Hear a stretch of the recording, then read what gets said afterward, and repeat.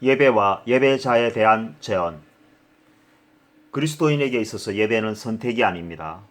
주일 낮 예배이든 주일 오후 예배이든 더 나아가 수요 예배라 할지라도 선택해서는 안 됩니다. 그리스도인에게는 의무만 있을 뿐 선택권이 없습니다. 그 어떤 경우라도 사람이 하나님의 예배에 대하여 선택권을 가져서는 안 됩니다. 피조물인 사람에게는 오직 의무만 가지고 있어야 합니다.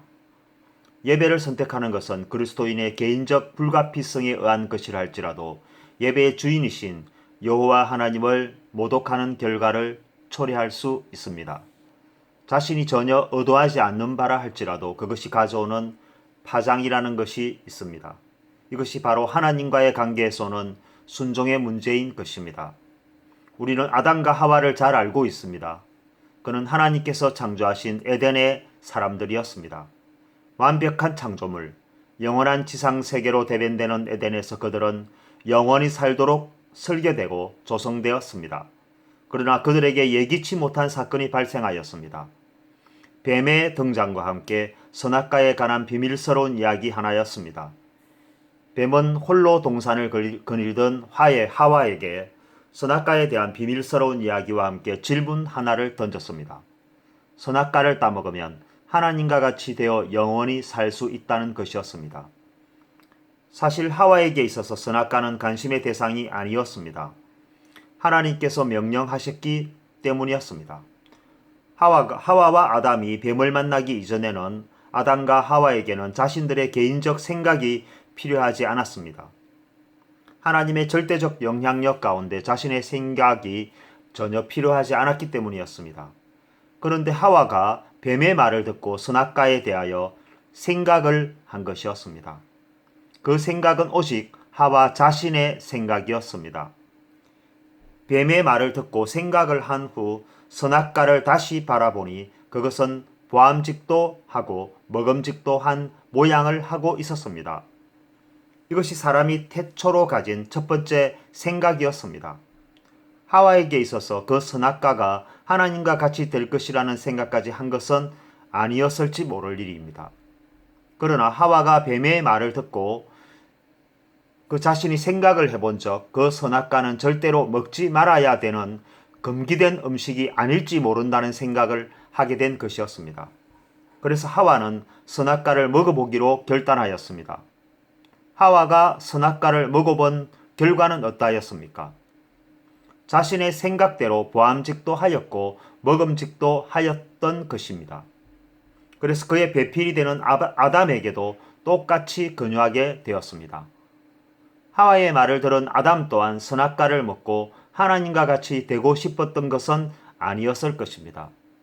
그러나 그럼에도 불구하고 두 사람의 생각은 일치하였고 그 결과 그들뿐만 아니라 그들의 모든 후손들에 이르기까지 죄의 사슬과 굴레를 벗어나지 못하는 결과를 초래한 것입니다. 즉 하나님과의 관계를 수평적, 인간적, 이해관계적인 습관으로 바라본 치명적인 오류를 가져온 것입니다. 자신은 하나님을 전혀 모독하지도 않았고 그럴 의사도 전적으로 없었습니다. 부득불한 사정으로 인하여 발생된 예배 한 번점, 그렇다고 하나님을 믿지 않는 것도 아닌데 너무 과도한 처사 또는 바리새적인 견해라고 쉽게 생각해 버릴 수도 있습니다. 그러나 그럼에도 불구하고 하나님과의 계약, 하나님과의 약속을 파기한 것은 언제나 사람이었다는 사실을 망각해서는 안 됩니다. 사람의 생각 뒤편에는 항상 죄가 있었습니다. 사람의 생각이 선한 듯 보여도 항상 죄와 가까이 있다는 사실은 성경이 말씀하고 있습니다. 하나님을 모독하는 것은 그리스도인이든 그리스도인이 아니든 회복 불가능한 죄가 된다는 그리스도인이 죄가 되는 것입니다. 그리스도인이 아닌 사람들에게도 죄가 되는데 하물며 그리스도인에게 있어서는 있을 수 없는 중한 죄가 될 수도 있습니다. 무지 불식 중에 죄를 지을 수 있고 그것이 때로는 용납되기도 합니다. 그러나 예배는 무엇입니까? 살아계신 하나님께 드리는 것입니다. 죽은 부모를 위해서도 제사를 엄격히 지내는 한국민의 정서가 부모와 비교 대상이 아닌 살아계신 하나님께 드리는 제사를 스스로가 결정하는 것은 폐악의 소치입니다. 하나님은 누구입니까? 사람과 동등하거나 사람보다 조금 높은 존재입니까? 전혀 그렇지 않습니다. 하나님은 사람과 비교 대상이 아닙니다. 우월적이라는 표현도 어울리지 않습니다. 하나님은 오직 하나님이십니다. 그 이상의 언어적 표현도 사실상 없습니다. 그만큼 유일한 절대자입니다. 천지를 창조하시고 사람을 만드셨으며 현재의 생사 여탈권 뿐만 아니라 영원한 생사 여탈권을 가지고 계시고 그것을 집행하십니다. 예배자는 누구입니까? 예배자는 이 땅을 살아가고 있는 모든 사람들입니다. 그 누구도 예외가 없습니다. 믿든 믿지 않든 모든 사람들은 자신을 지으신 하나님께 경배해야만 하는 것입니다. 그것은 피조물이 마땅히 해야 할 첫 번째 약속의 이행입니다. 예배는 하나님의 부름이 있습니다. 하나님의 말씀이 있는 곳에는 항상 자녀를 향한 초청이 있기 때문입니다. 그 누구도 하나님의 부름에 거절할 수 없습니다. 그러나 불신자들이 하나님께 경배를 드리고 있습니까?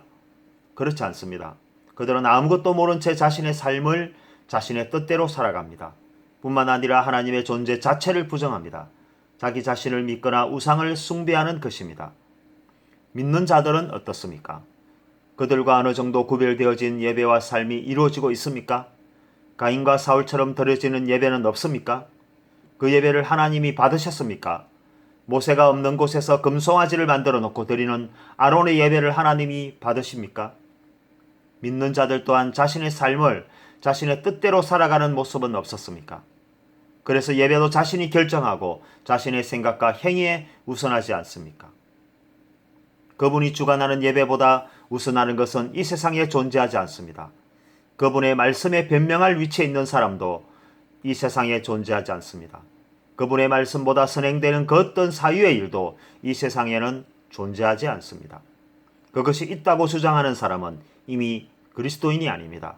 그것을 주장하고 실현하는 사람도 그리스도인이 아닙니다. 종교적 차원에서 기독교인은 맞을 수 있습니다. 그러나 하나님을 절대 숭앙하는 그리스도인은 결코 아닙니다. 그리스도인에게는 지켜야 할 본분이 있습니다. 주일 낮 예배와 주일 오후 예배를 드리는 사람들에게도 주일의 가치는 여전히 남아 있습니다. 예배가 끝나도 주일은 여전히 종료된 것이 아니기 때문입니다. 예배 시작 전에도 마찬가지입니다. 예배를 준비하는 자들의 영혼은 회개로부터 시작되어야 합니다. 진실에 입각한 고백 없는 예배가 있습니까? 정직하지 못한 자의 예배를 받으신 사례가 단 한 번이라도 있습니까? 남은 주일도 하나님의 영광을 위하여 더 채워져야 하는 것이 그리스도인의 본분입니다. 우리가 아무리 채워도 그 그릇은 우리가 먹는 밥 그릇 한 그릇에도 미치지 못합니다. 그래서 성령을 의지하며 우리가 주를 위해서 어떤 삶을 살아가야 하는지 끊임없이 기도하고 결단해야 하는 것입니다.